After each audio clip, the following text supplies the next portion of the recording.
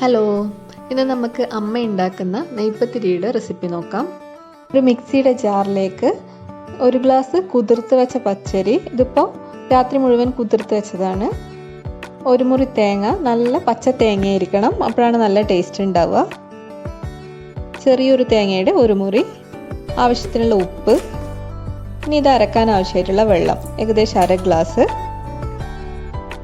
ഒന്ന് അരച്ചെടുത്തിട്ടുണ്ട്, തരിതരിപ്പായിട്ട് അരച്ചെടുത്തിട്ടുണ്ട്. ഇതിലേക്ക് പെരിഞ്ജീരകം, ചെറിയുള്ളി ഇതും കൂടി ചേർത്ത് നന്നായിട്ടൊന്ന് അരച്ചെടുക്കുക. ഇതൊരു പാത്രത്തിലേക്ക് മാറ്റാം.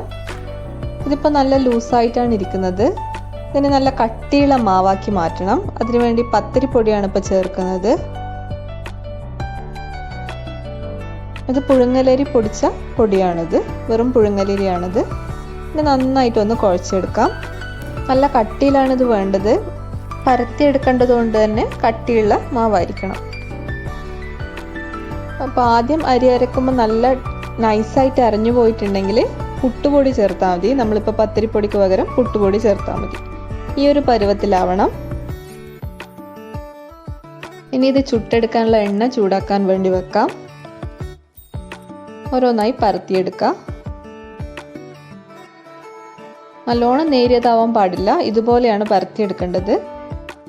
ഇത്ര കട്ടിയിൽ വേണം.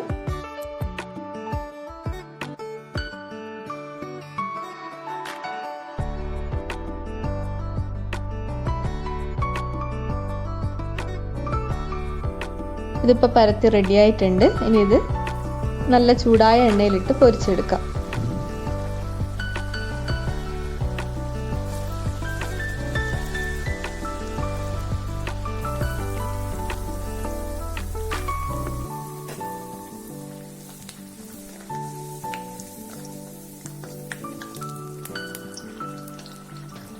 ഒരു സൈഡ് നന്നായി പൊങ്ങി വന്നിട്ടുണ്ട്. ഇനി തിരിച്ചിട്ടിട്ട് മറ്റേ സൈഡും കൂടി ഫ്രൈ ചെയ്തെടുക്കാം.